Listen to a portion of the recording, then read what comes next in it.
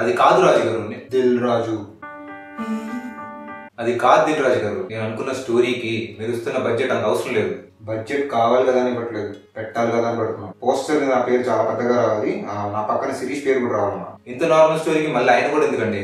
ఏం మాట్లాడుతున్నావు? వాళ్ళ ఫ్యామిలీ నుంచి హీరో వచ్చేటప్పుడు వాళ్ళు ఏళ్ళు పెట్టుకుని ఉంటారా? అలా అని మరి స్టోరీలో ఇన్వాల్వ్ అవుతారంటే ఎలా అండి? యూసీ, నీకు కంప్లీట్ ఫ్రీడమ్ ఉంది. నీకు నచ్చినట్టు సినిమాది, నీకు నచ్చింది చేయి, కానీ నీకు చెప్పిందే చేయి. మరీ అలా అంటే ఎలా అండి? సరే మరి ఒకసారి ఆలోచించు.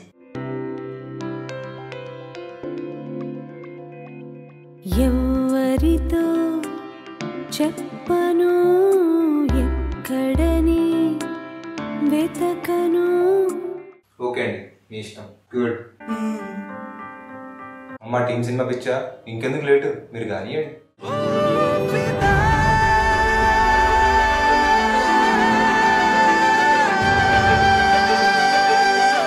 మొన్నగిట్లో వచ్చిన ఫిదా సినిమాల తెలంగాణ కల్చర్ ని మస్తు చూపించిందని అప్పుడే సడన్ గా నిద్రలేచిన ఓవర్ స్మార్ట్ గాళ్ళు అదే తెలంగాణలో పాపులారిటీ రావాలంటే తెలంగాణలో ఉన్న చిన్న ఇలాకలో పెట్టి తీసిన సినిమా గురించి తెలంగాణ స్లాంగ్ లో మస్తుగా పొగడాలి రాబాయ్, నానా లొల్లి చేస్తున్నది. ఇదేదో బాగుంది కదా అని మేము కూడా ఈ వీడియో అంతా వచ్చి రాని తెలంగాణ స్లాంగ్ లా సైమా క్యాకరాబాయ్, సైమా తురుంద్రాబాయ్, సైమా కిరాకరాబాయ్ నానా హడావిడి చేసే ఆలోచన ఎలాగూ లేదు.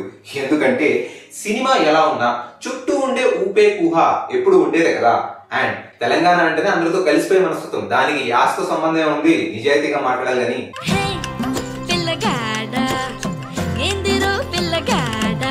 లైఫ్ ఈజ్ బ్యూటిఫుల్ అనామిక లాంటి మార్వెలస్ మైల్ స్టోన్స్ తర్వాత చాలా గ్యాప్ తీసుకుని కొత్త ఎనర్జీతో శేఖర్ కమల 2.0 అప్గ్రేడ్ అయ్యి మన ముందుకు తీసుకొచ్చిన సినిమా ఫిదా. యూజువల్ గా తన సినిమాలో కనిపించే స్ట్రాంగ్ ఫీమేల్ క్యారెక్టర్స్ ని అప్గ్రేడ్ చేసి మెయిన్ ఫీమేల్ క్యారెక్టర్ గా మనకి ఇంట్రొడ్యూస్ చేస్తూ తెలంగాణలో ఉన్న ఒక చిన్న పల్లెటూరు బ్యాక్డ్రాప్ తో ఒక సింపుల్ అండ్ స్వీట్ లవ్ స్టోరీని మన ముందుకు తీసుకొచ్చారు శేఖర్ కమల.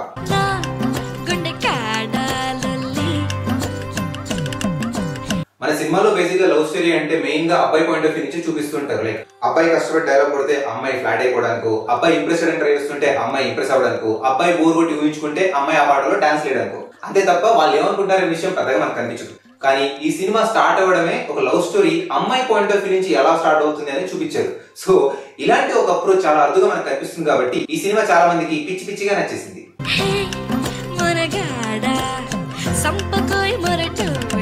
మెయిన్ గా ఈ సినిమాలో హీరోయిన్ గా నటించిన సాయి పల్లవి క్యారెక్టర్ లో బాగా ఇన్వాల్వ్ అయిపోయి ఒక మంచి కూతురుగా, ఒక సిన్సియర్ లవర్ గా, అన్నిటికన్నా ముఖ్యంగా ఒక ఇండిపెండెంట్ ఉమెన్ గా శేఖర్ కమల అంచనాలకి తగ్గట్టుగానే భానుమతి అనే పాత్రని చాలా కంఫర్టబుల్ గా పోషించాడు. తను చేసే అల్లరంతా తెలివిగా ఉంటుంది కానీ అమాయకత్వంగా కాదు. తను మాట్లాడే మాట తీరు నమ్మశక్యంగా ఉంటుంది కానీ కష్టపడి నడుస్తున్నట్టు కాదు. అండ్ తను డాన్స్ వేస్తున్నప్పుడు ఆ డాన్స్ స్టెప్స్ లో ఉన్న గ్రేస్ గానీ, రిథమ్ గానీ, ఆ ఫేస్ లో ఉన్న ఎక్స్ప్రెషన్స్ చూస్తే తన డాన్స్ అంటే ఎంత ఇష్టమో ఇట్టే తెలిసిపోతుంది. సో సినిమా అంటే 5 పాటలు 2 డైలాగులు మెంటల్ గా ఫిక్స్ అయిపోయిన టాప్ హీరోయిన్స్. అదే సినిమా అంటే 4 ఫైట్లు 3 డైలాగులు బల్లగుద్ది బ్లాక్ బస్టర్లు తీస్తున్న టాప్ డైరెక్టర్లు. ఫిదా సినిమా వచ్చిన తర్వాత ఆల్మోస్ట్ రిలీజ్ అయిన దగ్గర నుంచి ఈ పాటని కంటిన్యూస్ గా పాడేసుకుంటున్నారనమాట.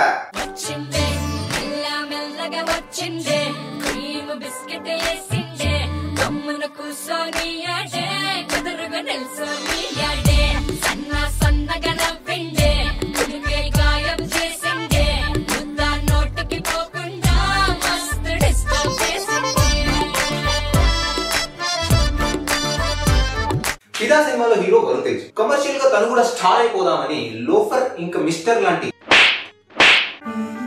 తీసిన తర్వాత కంటెంట్ ఉన్న సినిమాలని ఇంకొద్ది రోజు చేద్దామని కంచె ఇంకా ముకుందా రేంజ్ లోనే ఫిదా సినిమాలో తనకున్న లిమిటెడ్ క్యారెక్టర్ అయిన క్యారెక్టర్ లో బాగా ఇన్వాల్వ్ అయిపోయి సాయి పల్లవి పర్ఫార్మెన్స్ కి కరెక్ట్ గా మ్యాచ్ అయ్యారు. ఒక feel good love story for a change అమ్మాయి పాయింట్ ఆఫ్ వ్యూ నుంచి వస్తుంది కాబట్టి అబ్బాయి పాయింట్ ఆఫ్ వ్యూ లో తీసే లవ్ స్టోరీస్ లో అమ్మాయికి ఎలాంటి లిమిటేషన్స్ అయితే ఉంటాయో ఈ సినిమాలో వరుణ్ తేజ్ కూడా అలాంటి లిమిటేషన్ ఉంటుంది. కానీ ఏ మాత్రం మొహమాటం పడకుండా సినిమాలో మంచి కంటెంట్ ఉంది కాబట్టి వరుణ్ తేజ్ ఈ సినిమాలో ఉన్న ఎన్ఆర్ఐ క్యారెక్టర్ ని చాలా బాగా పర్ఫార్మ్ చేశాడు. ఆటిజం కిడ్స్ కోసం తయారు చేసిన ఫిజెట్ స్పిన్నర్ ని అనవసరమైన ఆర్భాటం కోసం తిప్పుతూ టైటానిక్ సినిమాలో ఉన్న జానర్ గురించి జనాలకి ఎడ్యుకేట్ చేసే అమాయకులు ఉన్న ఈ రోజుల్లో కూడా వరుణ్ తేజ్ ఇలాంటి ఒక సెన్సిబుల్ స్టోరీ ఎంచుకోవడం చాలా ఇంట్రెస్టింగ్ గా ఉంది. స్టార్డమ్ అంటే భారీ ఫైట్లు, 2 హీరోయిన్లు చెవులు చిల్లులు పడేలా అరుస్తూ చెప్పే డైలాగులే కాదు, గుర్తుండిపోయే మంచి క్యారెక్టర్స్ వేయడం కూడా అని ఈ రొటీన్ తెలుగు సినిమాలకు అలవాటు పడుతున్న హీరోలకి ఇంకోసారి గుర్తు చేశాడు.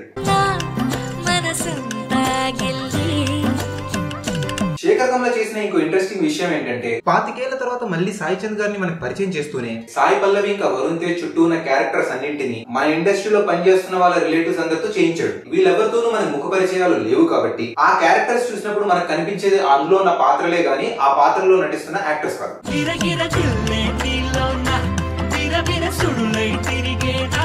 ఇంక ఈ సినిమాకి మ్యూజిక్ ఇచ్చింది మిక్కీ జే మేయర్. మిక్కీ జే మేయర్ నువ్వు అనుకుంటే సరిపోద్దా? ఆయన కాదు. కాదా? మరి హూ? కో అంటే కోటి సినిమాకి మ్యూజిక్ ఇచ్చిన శక్తికాంత్ కార్తీక్. కైకు నన్ను అడిగితే నాకేం తెలుస్తుంది? 2.2 గారిని అడుగు. పాపా పి సుశీల సరే బాబు Sekhar Kammula what is this అమ్మా? హలో శేఖర్ గారు నేను. చెప్పండి మిక్కీ, మీరు కొత్తగా ఏదో సినిమా తీస్తున్నారంట కదా, మనం మ్యూజిక్ అప్పుడు స్టార్ట్ చేద్దాం. అంటే మిక్కీ గారు ఈసారి నేను వేరే మ్యూజిక్ డైరెక్టర్ పెడదాం అనుకుంటున్నాను. అదేంటండి శేఖర్ కమల సినిమా అంటే Mickey J mayor music by default కదా. మీరు మర్చిపోయినట్టున్నారు, ఒకసారి ఈ పాటను గుర్తు చేసుకోండి. బట్ మీరు ఒకసారి ఈ పాట కూడా గుర్తుపెట్టుకోండి.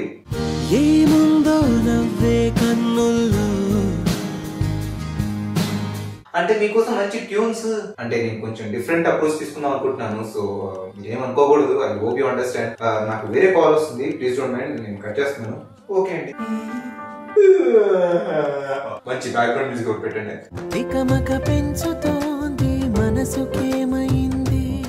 హలో చెప్పండి శక్తి. యా ఫిదా మూవీకి మీరు మ్యూజిక్ ఇస్తే బాగుంటుందని. యా రిఫరెన్స్ అంటే మీరు ఒకసారి మిక్కీ జే మేయర్ సినిమాలు ఒకసారి రిఫర్ చేసుకోండి. తను చేసిన లీడర్ ఇంకా హ్యాపీ డేస్ సినిమాలో మ్యూజిక్ ఎంత బాగుంటుందో అలానే ఈ సినిమాలో మ్యూజిక్ కూడా చాలా మెలోడియస్ గా ఉండాలి. అప్రోచ్ అంటే మ్యూజిక్ డైరెక్టర్ మారిపోతాడు కానీ మ్యూజిక్ మాత్రం అంతే హాయిగా ఉంటుంది.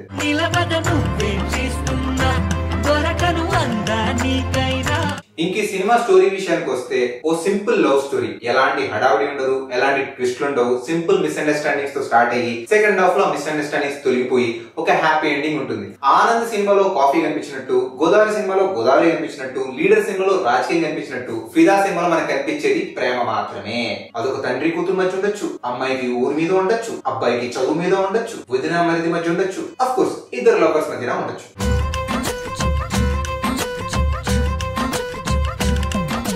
ఫస్ట్ హాఫ్ పల్లెటూరులో, సెకండ్ హాఫ్ యూఎస్ లో జరిగే ఒక మంచి లవ్ స్టోరీని శేఖర్ కమల చాలా నీట్ గా ప్రెజెంట్ చేశారు. ఎలాంటి కన్ఫ్యూజన్ లేకుండా, ఎలాంటి హడావిడి లేకుండా సాగిపోయే ఈ లవ్ స్టోరీని శేఖర్ కమల చాలా బాగా డైరెక్ట్ చేశారు. మరీ లీడర్, గోదావరి, హ్యాపీ డేస్ అంత రేంజ్ కాకపోయినా ఈ సినిమా ఇంకో ఆనంద్ లాగా చాలా మంచి మూవీగా నిలిచిపోతుంది.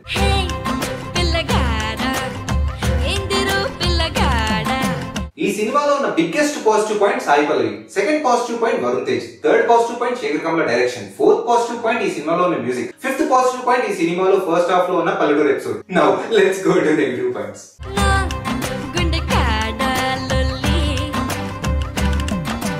అదేంటండి ఫస్ట్ హాఫ్ లో ఎలాగో అమ్మాయి పాయింట్ ఆఫ్ వ్యూ చూపించాం కదా, సడన్ గా సెకండ్ హాఫ్ లో అబ్బాయికి ఇంపార్టెన్స్ ఇవ్వమంటారేంటి?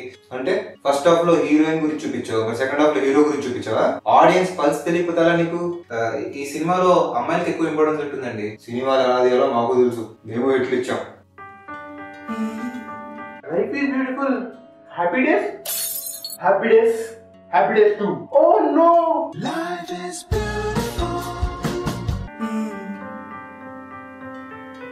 అంటే సినిమాలో హీరో అంటే ఫైట్ ఉండాలా అండి? అయినా అమ్మాయికి కావాల్సింది సందర్భం వచ్చినప్పుడు ప్రొటెక్ట్ చేసేవాడు కానీ సందూరికి ఫైట్ చేసేవాడు కాదు కదండి. ఇప్పుడు మరి మెగా ఫ్యామిలీ నుంచి హీరో వస్తున్నప్పుడు ఫైట్ లేకపోతే అట్లా?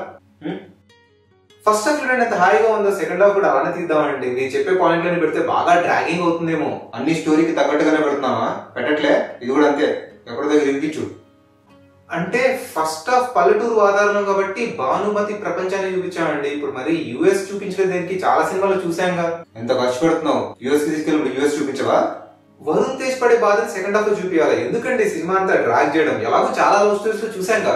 హీరో పడుతున్న బాధ చూపించకపోతే ఎట్లా? ఇది హీరో ఉన్న సినిమా, వరుణ్ తేజ్ సినిమా. మరి అయ్యో లవ్ లో కండిషన్స్ ఉండవని అంత క్లియర్ గా చెప్పిన తర్వాత మళ్ళీ వరుణ్ తేజ్ తన కాలేజ్ వదిలేసి ఎందుకు వస్తాడండి? లాస్ట్ లో వెళ్తే పెళ్లి కాకుండా మరి ఏం చేస్తావు? హ్యాపీ ఎండింగ్ అని కాదు, తొలి ప్రేమ లాగా అలా మంచి ఎండింగ్ ఇవ్వచ్చు కదా. నువ్వు ఇచ్చే లెక్చర్ వినడానికి ఎవరు అక్కడ ఖాళీగా లేరు. నార్మల్ గా హ్యాపీ ఎండింగ్ ఇచ్చి. భయ్యా నాకు ఒకటి అర్థం కాదు, అసలు వర్షం పడడం వలసి అమ్మాయి డాన్స్ చేస్తారే.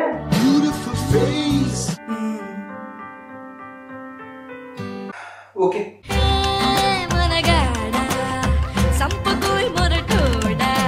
మంచి కథా కథనాలు, పాత్రలతో మన ముందుకు వచ్చిన ఫిదా మూవీకి మేమిచ్చే సినిమా పిక్చర్ పర్సెంటేజ్ 75%.